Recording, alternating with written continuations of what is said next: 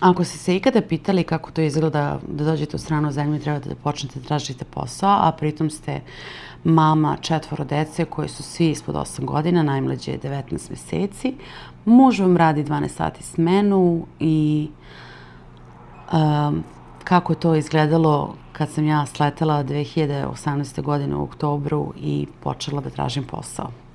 Obećala sam vam ovaj deo gdje ću vam ispričati kako je to iskustvo teklo, pa da počnemo.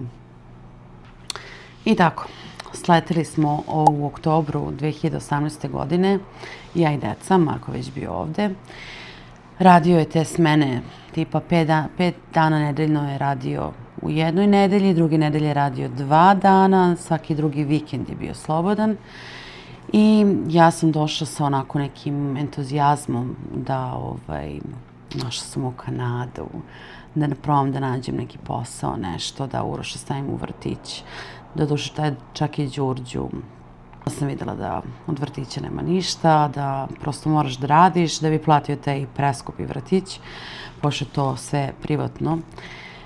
Dok ne krenu u kindergarten, to prešlo su sa 5 godina. I okej, ajde probamo da nađemo neki kao part-time ti kao poslovi koji su samo 4 sata ili nešto. I ja ne znam koliko sam ja onih oglasa za posao slala. To je bilo nenormalno. Ali ja ću odmah da vam na početku da kažem, pošto mi se nalazimo sad trenutno u Winnipegu, Manitoba, ko ne zna, a tad smo bili u Vancouveru. Mi smo došli posle 2-3 godine, koliko 2 godine? 2 godine. Meni je tada stigao odgovor za jednu prodavnicu koju sam aplicirala kao da dođem na intervju posle 2 godine. Ja sam bila u šoku. Tako da ne mogu da kažem da je lako, ali opet, eto, snalazili smo se. Sada vam ispričam šta sam ja sve tražila i kako je to sve teklo. Kad sam tražila poslove neke da eventualno radim noću, Marko je radio preko dana, računam Marko će da spava, klinci će da spavaju, ja da probam da odradim možda nešto noću. I tako ja češljam ove oglase i meni se izlazi graveyard. Mislim, ja znam da ta reč znači groblje, ali ja nisam znala da je to u stvari kao ta noćna smena u slengu, da to znači noćna smena. Kao grobljanska smena, kako bi se u prevodu to prevelo, mislim. I ja pitam Marka posle, ne znam, nekih 7 dana, onako uzbunu, ja kažem, Marko, da li je moguće da oni imaju toliko groblja, da je ono kao, da im treba da neko radi na groblju. I on kao, ti nisi normalna, kao, znaš, i onda mi je objasnio da je to u stvari noćna smena. Ali eto, to je bilo napraviti neki moj show kad sam došla. Nisam odmah skapirala u početku. I naravno, ajde kao da počnem da tražim ja posao, ja ne mogu, mislim, moram bar nešto da radim. Došli smo u Kanadu. Da, jedno, ono što je najbitnije, mislim, eto, to mogu da napomenem sad u ovom videu, zašto sam ja jurila da radim. Jeste da su 2 dece bili u školi, 2 su bili sa mnom. Kada osoba koja je došla na vizu ovde, znači da je, to se zove handler, da je on glavni na koga smo, znači mi smo došli na Markovu vizu kao porodica, on mora da bude ovde 18 meseci da bi mi stekli pravo na dečji dodatak. Mi smo došli, znači, 10 meseci od kako je Marko bio u Kanadi. Tako da mi još uvijek nismo sticali pravo na taj dečji dodatak. Još taj dečji dodatak kada se preda, čeka se možda nekih 3 meseca, neko čeka i malo više. Mi smo doduše čekali 3 meseca od kako smo predali. Znači, to je već 21 mesec od kako je Marko došao u Kanadu. I ja kao, ajde da nađem samo bilo šta, bar nešto privremeno, kratkotrajno, da se radi, nije stalno taj stalan posao, zbog dece i svega, i njegove smene. Kao, ajde da vidimo, tu je bila neka pekara, pošto kada otvorite oglas ovde za posao, piše, ne znam, Indeed, tako se zove, mislim da to ima i svud u svetu. taj sajt. I ja rekao, ajde, ukucam Srbija i vidim šta će da mi izađe. I izađu oglasi, pogotovo u Vancouveru. Izašli su tipa oglasi, ne znam, za vozače ili za, ne mogu da se setim, ali bila neka pekara, balkanska pekara, kao tražili su nekog u pekari. I rekao, ajde idemo da vidimo, tu je blizu. I rekao, idemo da vidimo šta se tamo dešava, da li mogu da prosto upadnem, nemam iskustva u pekari, ni da mesim, ni ništa slično.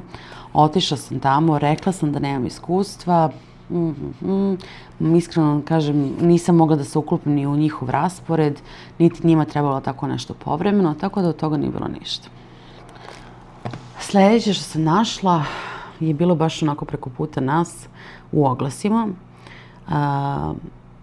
Pisalo je da im treba bus girl or bus boy. Šta to znači? U bafejima, to su oni restorani gde tipa platite, ne znam, i jedete koliko možete, što možete. Ne znam. I sad bus girl ili bus boy, to su oni što nose neko onako velike one lavore, ih ja zovem, četvrtaste, i idu i skupljaju tanjire i nose u kuhinju, peru i tako idu, samo kupe, pošto ljudi samo tamo dolaze i jedu i to je to. I to se tako zove. I kao, okej, samo što sam htjela da se prijavim da idem da radim to, jer je bilo preko puta. Naravno, cijela community naš tamo je čuo da ja sam došla i tražim neki posao i javila se jedna naša ženica, ona ima kompaniju za čišćenje i kao treba im neko ko će da im uskoči i to je bilo, odgovaralo mi je radno vreme koje je bilo fenomenalno. Nevezano da li je Marko radio ili nije radio, ja sam mogla da idem na posao i da radim. Wow. Radila sam od utorka do petka ili utorak, sreda, četvrtak, sad ne mogu da se setim.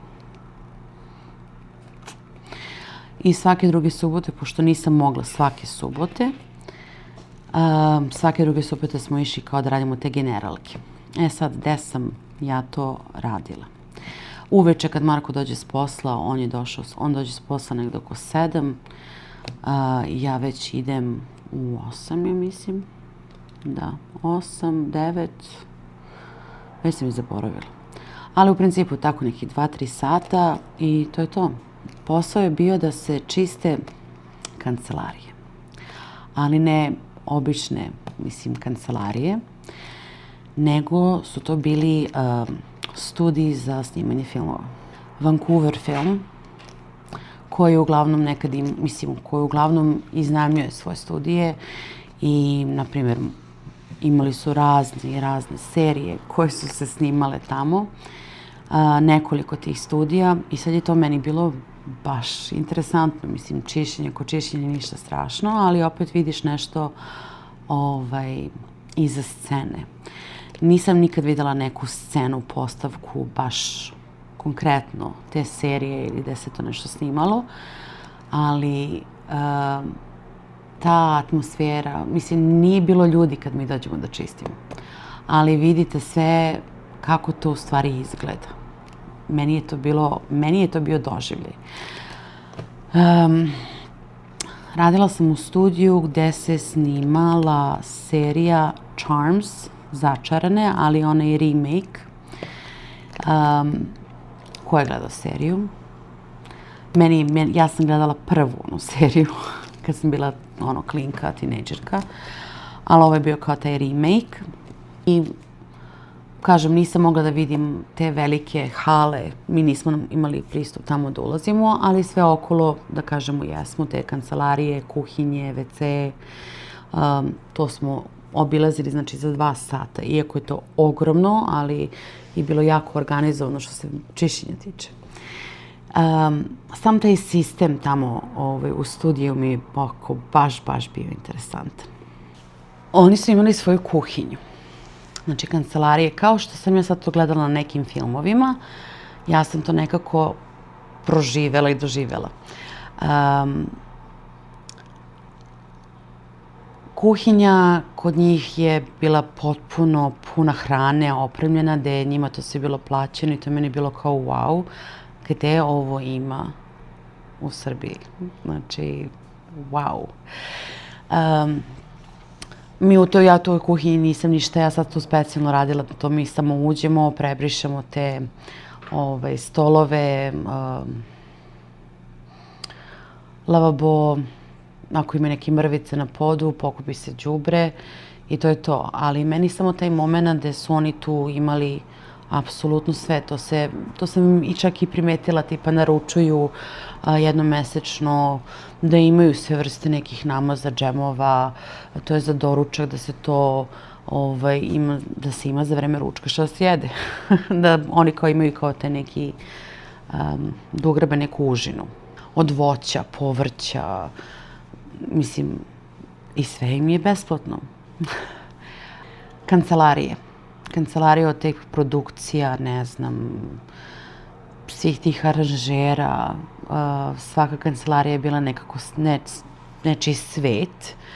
I to, mislim, ja to ništa nisam toga slikala, da se razumemo. Mislim, bilo bi zabranjeno da ja tako nešto radim.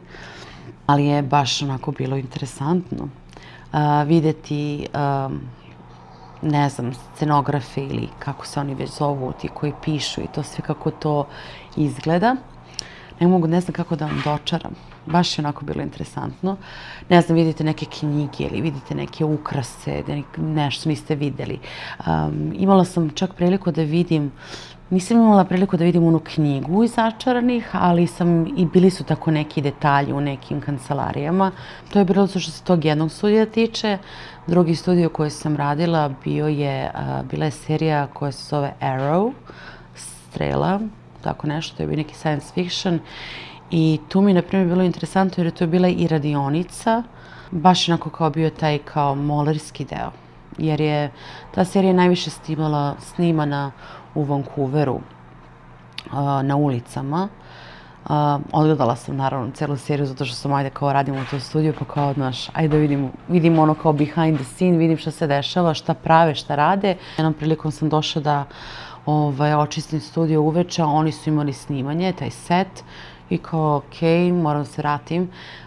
I to su baš snimali tu kao ispod tog Skytraina, onaj, mislim kao prevozno sredstvo što ide gore iznad ulica. I to je kao bilo onako lektori, sve ludilo. U tom studiju je bilo ono kao, vidite, ne znam, pravili su kao neke kao stene. I ja vidim da je u stvari to stiropor. Najobičniji stiropor, znači izdvajan, ofarban i kada ovako gledate to izgleda kao da je, ne znam, stena ili neki nadgrobni spomenik ili nešto, izgleda pravo. Ali u stvari, lagano, par grama ima i... Još jedan studio sam radila i tu seriju sam odgledala, bila je samo jedna sezona, jer su je tek sveže snimali, sezona 1. Ta serija se zove Zoe's Extraordinary Playlist i baš interesantna serija ko voli da gleda musical. Sve, apsolutno sve se naručuje, da li je to Amazon ili preko nekih firmi. Kad se kupuju minđuše, onda sam, ne znam, videla, na primjer, ramove za slike i onda štampači i oni kao kako prave, na primjer, slike, da stoje na sceni kada gledate neku seriju, pa kao imaju njihove slike, nešto. Baš fenomenalno. I inače oni rade, to sam primetila u svim studijima, da krojačice rade od početka. Znači, nema tu sad, mislim, naruče možda nešto i onda prepravljaju da to izgleda, eto, prosto unikatno. Tako da nema da su to kao neki brendovi ili nešto, tako da krojačice to rade i baš je onako to bilo super. Radila sam tu još neki studio, išli smo da čistimo, to je kao magazin, gde su bili razni mogući, sad na primjer kao što sam rekla, ti ramovi za slike ili neki ukrasi koji su se koristili za ne znam, neku seriju ili film.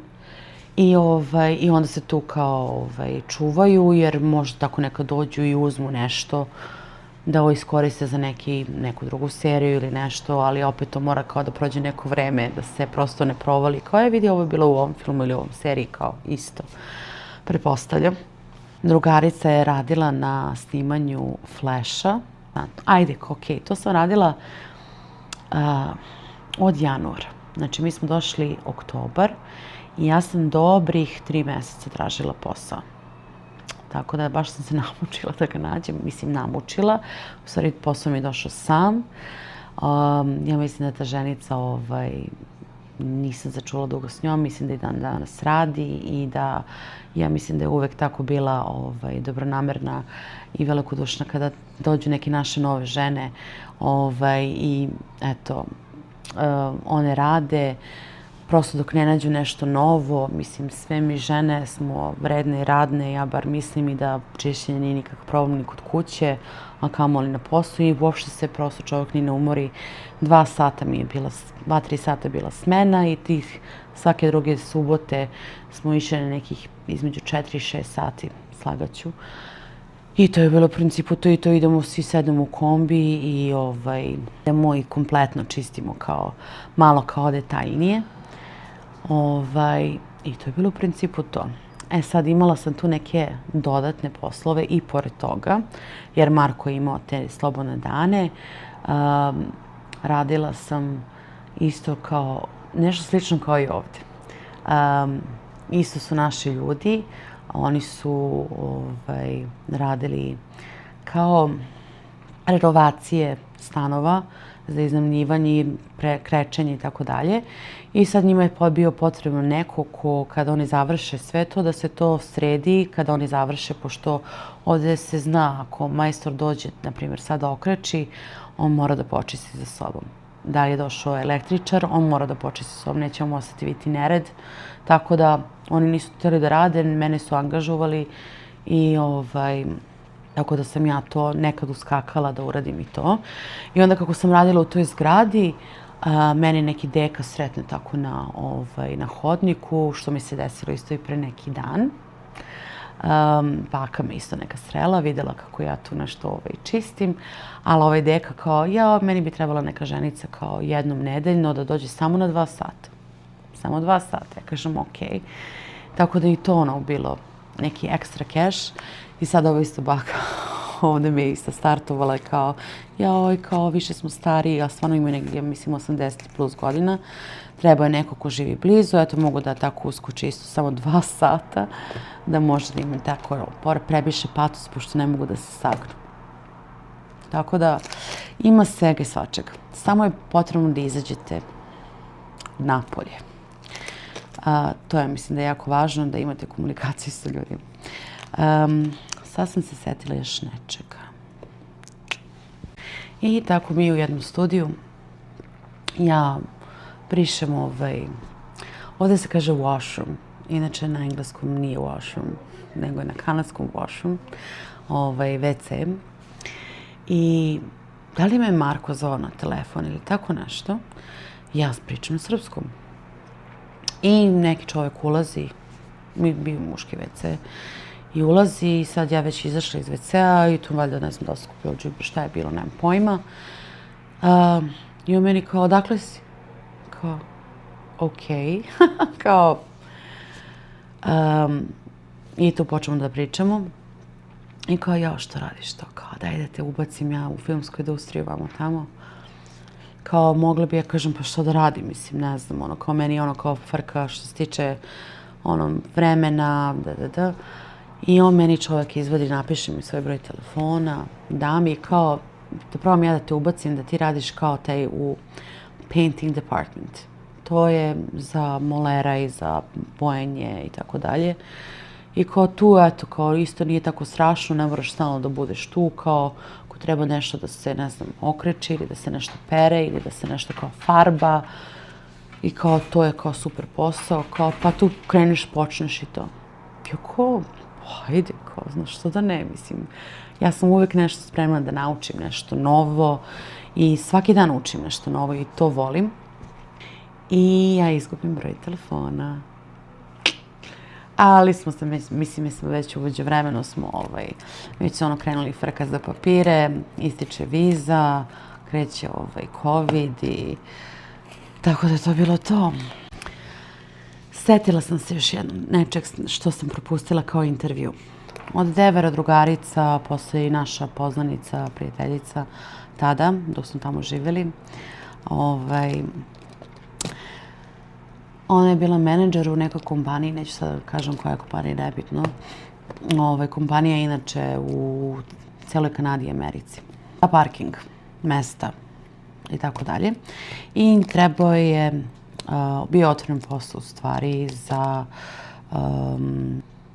call center. Za call center. I kao, ajde, daj da pokušaš, kao, znaš engleski, ja tu nešto malo s njom engleskom, kao, znaš engleski, kao, ajde, znaš. A ja, nesigurno, to sam pričala isto u tom videu. Ko je gledao, ko nije gledao, kako smo došli za Kanadu. Ja nesigurno, mislim, znam engleski, ali nisam sad ono kao da ga pričaš, da ga pišeš i to. I ništa, kao, ajde, idem da vidim. Odem je na razgovor. Ok, prošao razgovor.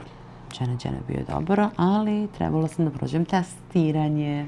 Slušalice, kompjuter i ok, ja sad kao trebam da tu odradim test.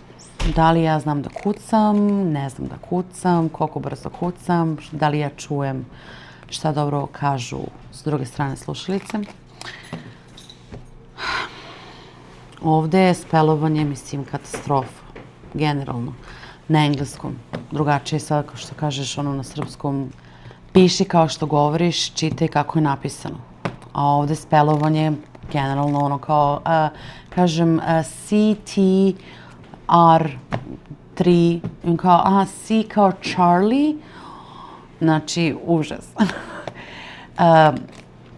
I sad, drugačije bi bilo da je to sa nekom uživo osobom da ja razgovaram i da kažem, ok, možete da mi spelujete, da mi ponovite, pa ja to kao da otkucam, ali ono je kao neko se sad kao javlja na telefon, kao ja, izvinjavam se, moj parking nije plaćen, nije prošao kao taj subscription, možete li kao da mi proverite moje, brojite i kao trebaš ja da kao da kucam i kao moja adresa je taj i taj, kao treba da kucam. I ja kao posle drugog nekog pitanja batalim. Ja rekao, nema veze, neki drugi put, kad se ja malo uvežbam. Tako da je bilo iskustvo da sam vidjela eto i taj deo. Mislim, to je bilo u centru Vancouvera, baš downtown kompanija. Sve to je bilo fino, lepo, ali nije bilo za mene. Tako da, eto, ja se nadam da vam je bio interesantan ovaj video. Nisam nešto previše informacija rekla, ali generalno traženje posla je izazovno. Kao što sam rekla i na početku videa, posle 2 godine sam dobila poziv da idem da radim u nekoj prodavnici. Mi je stiglo na mail, što ne možete da idete sad od vrata do vrata i da im dajete rezime, CV, kako se kaže, kao izvinjavam se da li imate otvorenu poziciju, ja bih se prijavila za posao. Ne. Ovde mora sve da bude online, da je taj posao već negde na nekom web sajtu, da ima oglas za taj posao, da bi mogli oni da vas pozovu. Može, ne kažem da ne može. Naprimjer, ovde neke drugarice koje sad, naprimjer, rade ovde u hotelu, one su otiše na recepciju i pitale kao da li vam treba housekeeping. Oni su rekli da, nema problema, samo donesite kao CV, dali su im nešto da popune i pozvali su ih da rade. Mislim, primjera radi. Ali generalno, da, mora sve da bude online. Ali nije tako strašno. Ako znate, se već uvežbate, može da se nađe. Ali je, kao što sam rekla, trebate da izađete u svijet. Počnete apsolutno bilo šta, pa eto, snađite se. Upoznate nove ljude. Nadam se da bi bio interesantan ovaj video. Nemojte da zaboravite da komentarišete. Ako imate neka pitanja, naravno, ja ovo kažem, postavite mi neko pitanje. I lajkujte, ko se nije subscribe-ovao, podržite naš kanal ako želite. I možete da hajpujete ovaj video također da bi možda neko drugi hteo da vidi. Možete da ga šerujete ako mislite da nekom od vaših poznanika bi bila interesantna ova moja priča. Eto, do sljedećeg puta. Veliki pozdrav od nas. Ćao. Srpski koreni Canadian life, like, share, subscribe.